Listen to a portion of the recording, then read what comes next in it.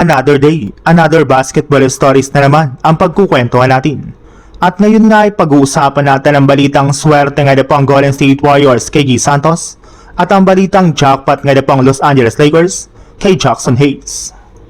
Nakaligtas pa rin nga po ang Golden State Warriors sa kanilang game kanina laban sa Brooklyn Nets matapos ang kanilang ginawang comeback win dito sa score naman 09-106.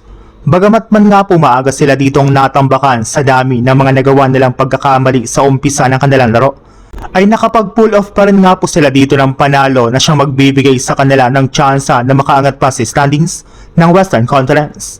Pero hindi rin naman nga po magagawa iyan ng JSW kung hindi dahil sa pag-step up ng kanilang mga key players. Kagaya na lang ni G. Santos na nakapagtala ng 31 points sa kanyang 11 out of 16 shooting sa field goal. Siya nga pang literal na bumuhay at bumuhat sa kanilang team laban sa Nets. Gayong kung wala nga po siya ay marahil natalo na nga po agad dito ang kanilang kupunan.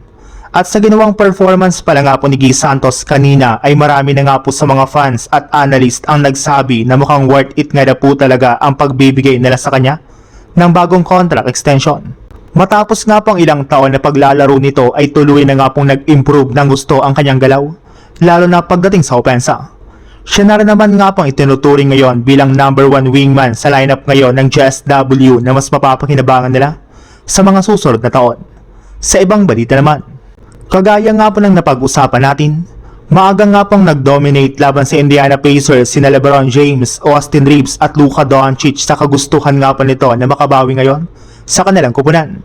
Although nasabayan nga po sila ng Pacers sa umpisa sa paunguna ni Pascal Siakam, ay na-outplayed pa rin naman nga po ito ng team sa pag-step up dito ng halos lahat ng kanilang mga players. Pumapasok na rin naman nga pang majority sa kanilang mga tira, hindi kagaya ng nakaraan nilang laban hanggang sa makuha na nga po nila ang easy win laban sa Indiana Pacers.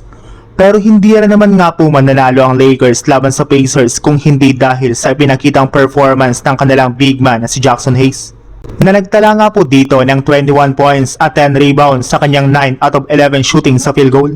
Kasama na dyan ang kanyang 7 dunks bilang kanilang bagong starting center matapos hindi maglaro dito si DeAndre Ayton dahil sa pagsagit ng kanyang likod.